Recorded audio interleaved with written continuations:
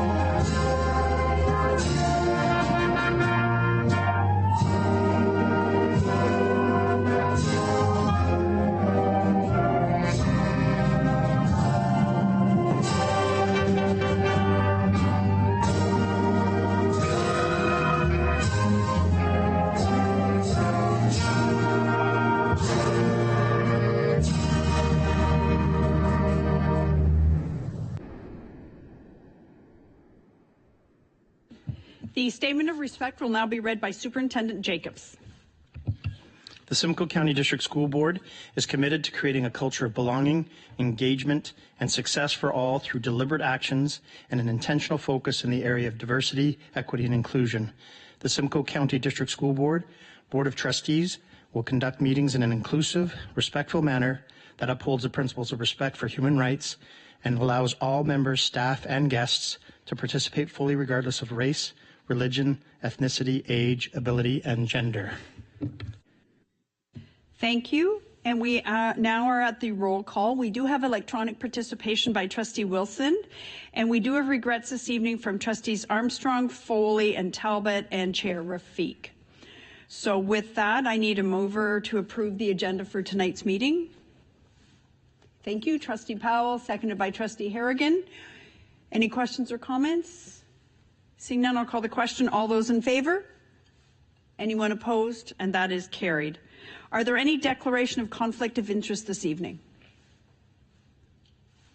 Okay, I don't see any.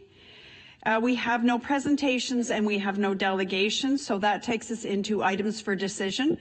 The first being report number BSC-D-1A, revisions to policy 2313, pupil accommodation review policy. And I'll turn it over to Superintendent Van Nispen, please. Thank you, and through the chair to the table.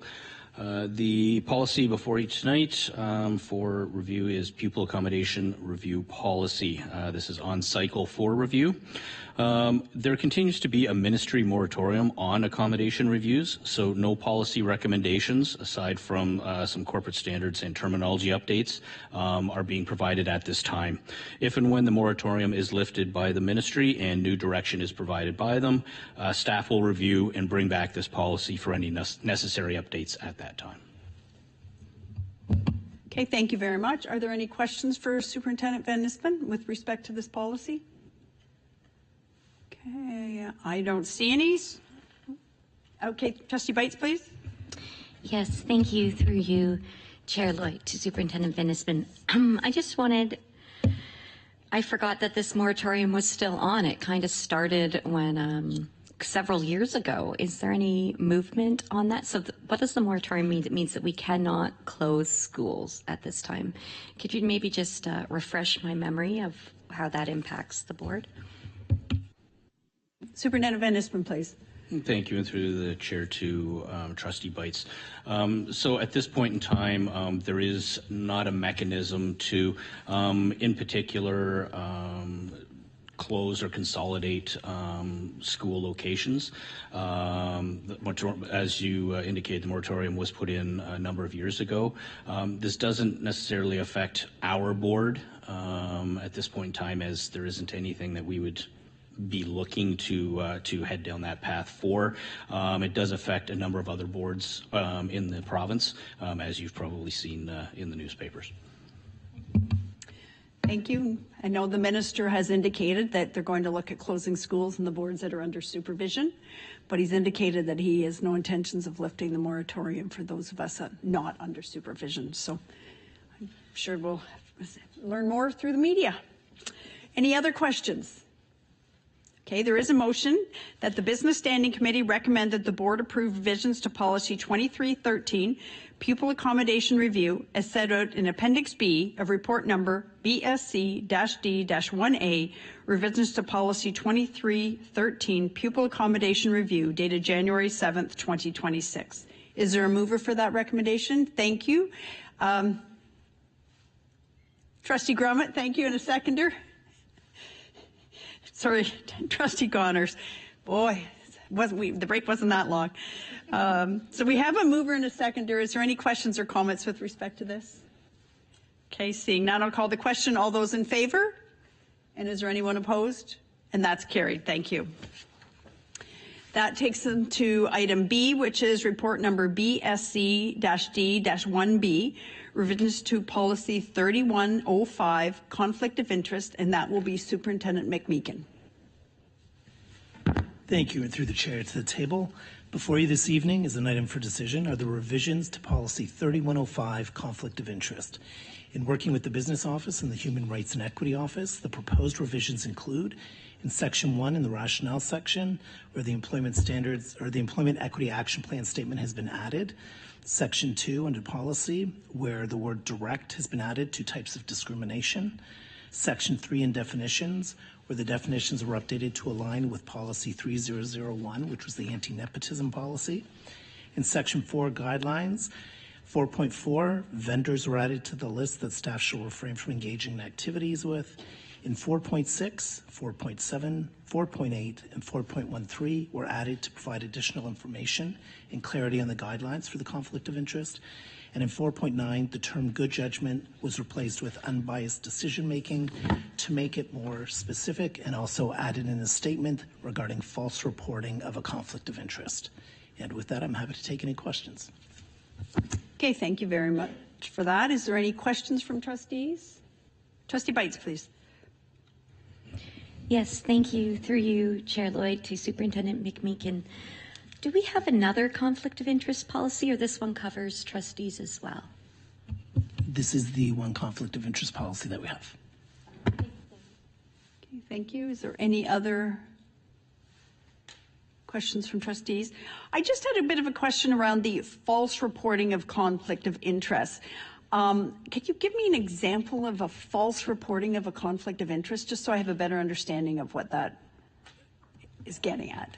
Yes, and through the chair to the chair, we haven't had it because we haven't had any actual conflicts of interest that have been reported formally to us. But that could happen. We added in a line because we've had cases where sometimes people will falsely accuse somebody. So that could be staff to staff. It could be somebody outside of the organization falsely claiming that as well too. So if it was proven that it was a false claim, there could be discipline that would result in that for staff. Okay, thank you very much. Clarifies that. Any further questions? Okay, I don't see any. We also have a recommendation that the Business Standing Committee recommend that the board approve revisions to policy 3105, conflict of interest, as set out in Appendix B of report number BSC-D-1B, revisions to policy 3105, conflict of interest, dated January 7th, 2026. Is there a mover for that? Thank you, Trustee Bites, and a seconder. I think Trustee Wilson's got her hand up. So any further questions or comments? Okay, seeing none, I'll call the question. All those in favor? Anyone opposed? And that carries. Thank you. That takes us into items for information for this evening. The first being a staff report, BSC-I-1A 2026-27 draft budget timeline, Superintendent Van Nispen. Thank you, and through the chair to the table. Believe it or not, we're entering our 2026-2027 budget season. We are utilizing the same timing that we've done in the past number of years now. We've built this budget timing around bringing a balanced budget to board for approval at the May 27th board meeting. Timing of the release of ministry budget documents and direction is not definitive and has varied over the years. So if it is received during the presented timeline for budget, it will be incorporated into the budget that is brought forward to trustees. Otherwise, any significant changes or updates will then be brought back to the Board of Trustees after that May 27th date. Historically, we haven't seen any major year-over-year changes in funding, so we haven't had to do any major changes after a budget has been approved by the trustees. And with that, I'll take any questions. Okay, thank you for that. Are any questions from trustees? And we haven't had, I do have a question though, we haven't had any communication whatsoever from the ministry with respect to any proposed changes or timelines or announcements? Through the chair to the chair, no, at this time we haven't been provided any indication of timing of budget release, although it does usually follow the provincial tabling of the budget in the legislature, and there hasn't been any indication with regards to any significant or major changes to funding. Okay, just to follow up to that, so since the House isn't sitting again till March 23rd, which is quite late, do you foresee that causing a potential delay in the releasing of some of the announcements this year? Because normally they come back to sitting in February, and so they're not coming back now to the end of March. So. Thank you, and through the chair to the chair. I can't speak to timelines that they are working to down at Queen's Park. We have seen in the past the budget documents released to the education sector as late as May, mid-May, late May. So it could have an effect, or it may be one of the first things that comes through. So we just don't know, but we work accordingly. Okay, thank you very much. Are there any further questions from trustees at the table? I don't see any. The next item is 2B, which is BSC-I-1B, contract awards within approved budget, and that's Superintendent Van Nispen. Thank you, and through the chair to the table. The only contract that we have here tonight is for the Shanty Bay replacement project. This is a tender that was for the construction of, or is for the construction of, a new school building, as well as the demolition of the old Shanty Bay School. Just a reminder that we are going to be building a 190 pupil place, single story, 26,000 square foot, 8 classroom, gym, library, office school in the Shanty Bay community. Okay, thank you for that information. Questions? Trustee Strawn, please. Thank you, Chair Lloyd, and through you to Superintendent Van Nispen. And you may not be able to answer this, but I'll ask you in case you have any insight. I noted that there aren't any firms from Simcoe County that bid on this project, and I was just wondering if you had any insight as to why that would be, or if there would be anything in the RFP that might have excluded local people. Like, I can't see what there would be, but it just seems odd that we didn't have any people from Simcoe County bidding on this job. Superintendent Van Nispen, please. Thank you, and through the chair to Trustee Strawn. There is no particular reason that I could point to. It is it is an open tender. To be honest, we had I believe we had a firm in there that we hadn't seen before. So we had a new firm. At the same time, we're building our Angus school right now, and that was a local or more local contractor that got that bid. So can't say Can't say specifically why, just that's the way this one went. However, coming up over the next month and a half, we have a number of new school build tenders that will be going out for the schools that are opening in 2026. So we'll see if we get some more local contractors. Okay. Yeah, Trustee Grummet, please. Thank you, and through the chair to Superintendent. This is great. I think everyone's very excited to get the school moving. So what are next steps? Like, what would be the next piece of this process? Thank you, through the chair to Trustee Grummet. So in this project in particular, things are already moving. The tender was awarded back, I believe it was end of October. So contractor is on site and has been doing some remediation work inside the existing building. So we should be seeing, barring any further weather, we should be seeing some large equipment on site for the teardown of the existing, and then we are continuing on the timeline that we had planned, so we should see new building foundations and whatnot starting in the spring. Thank you. Any further questions? Okay, I don't see any, so thank you very much for that. We have no correspondence. Is there any other matters for this evening? Trustee Bites, please. I just, thank you through you. I wanted to, because I wasn't here last week, I wanted to say woohoo about the school in Tottenham, and just wanted to thank all the staff that put together that business bid, and very excited to, I hope maybe that's one of the ones you're making a tender for. I don't know. Oh, yeah? Oh, excellent.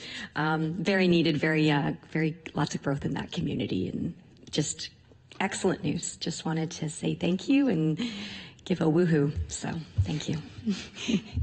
All right. Any other matters people would like to bring up? Okay. Trustee Powell, please.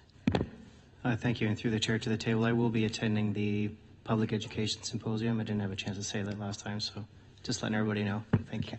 Thank you. All right. Any other?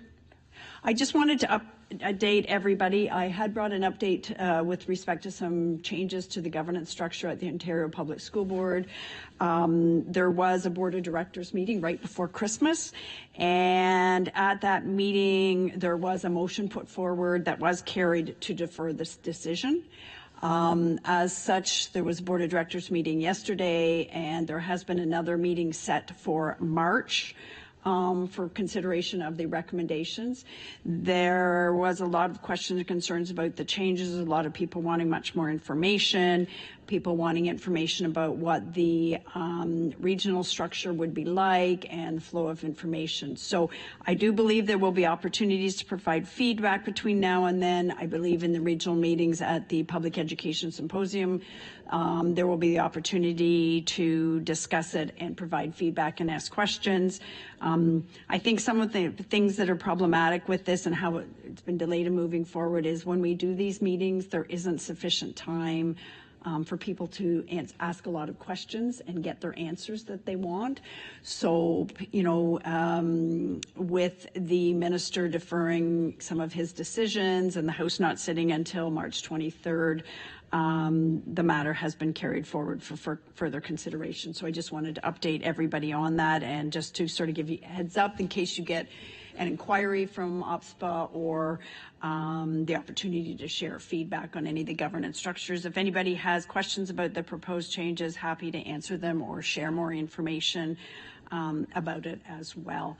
And as such, the OPSPA Board of Directors meeting will be going forward in February, the regular meeting with representation from all boards.